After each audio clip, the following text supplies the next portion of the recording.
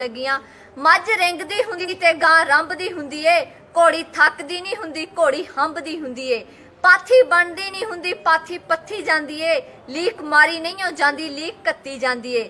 ਰੱਸੀ ਸੰਨਦੀ ਹੁੰਦੀ ਤੇ ਬੇੜ ਸਰਦੀ ਹੁੰਦੀ ਏ, ਕੰਡਾ ਚੁੱਭਦਾ ਹੁੰਦਾ ਤੇ ਕੰਡ ਲੜਦੀ ਹੁੰਦੀ ਏ। ਠੰਡ ਲੱਗਦੀ ਹੁੰਦੀ ਤੇ ਕੰਬਾ ਛਿੜਦਾ ਹੁੰਦਾ, ਨਲਕਾ ਚੱਲਦਾ ਨਹੀਂ ਹੁੰਦਾ, ਨਲਕਾ ਗਿਰਦਾ ਹੁੰਦਾ।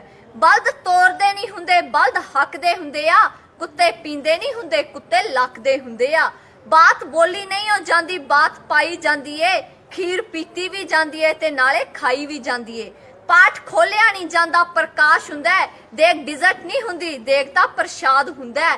ਰੱਸਾ ਖਿੱਚਿਆ ਵੀ ਜਾਂਦਾ, ਨਾਲੇ ਗਾਸ ਹੁੰਦਾ ਏ, ਬਾਟਾ ਨਾ ਹੀ ਕਟੋਰੀ ਹੁੰਦੀ ਏ ਤੇ ਨਾ ਹੀ ਗਲਾਸ ਹੁੰਦਾ ਹੈ।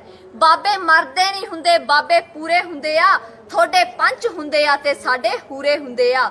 ਵੱਛਾ ਗਾਂ ਦਾ ਤੇ ਕਟਰੂ ਮੱਝ ਦਾ ਹੁੰਦਾ, ਢੋਲ ਪਲੇ ਨਹੀਂ ਹੁੰਦਾ, ਢੋਲ ਵੱਜਦਾ ਹੁੰਦਾ। ਮਾਂਜੇ ਸਵਾਹ ਨਾਲ ਤੇ ਧੋਤੇ ਪਾਣੀ ਨਾਲ ਜਾਂਦੇ ਆ, ਰੋਡ ਸ਼ਹਿਰ ਨੂੰ ਜਾਂਦੇ ਆ ਤੇ ਪਹੇ ਢਾਣੀ ਨੂੰ ਜਾਂਦੇ ਆ। ਸੰਦੂਕ ਹੋਰ ਹੁੰਦਾ ਤੇ ਪੇਟੀ ਹੋਰ ਹੁੰਦੀ ਹੈ, ਦਾਣਾ ਹੋਰ ਹੁੰਦਾ ਤੇ ਲੇਟੀ ਹੋਰ ਹੁੰਦੀ ਏ। ਮੜਾਸਾ ਮਾਰਿਆ ਜਾਂਦਾ ਤੇ ਪੱਗ ਬੰਨੀ ਜਾਂਦੀ ਏ, ਆਕੜ ਟੁੱਟਦੀ ਨਹੀਂ ਹੁੰਦੀ, ਆਕੜ ਭੰਨੀ ਜਾਂਦੀ ਏ।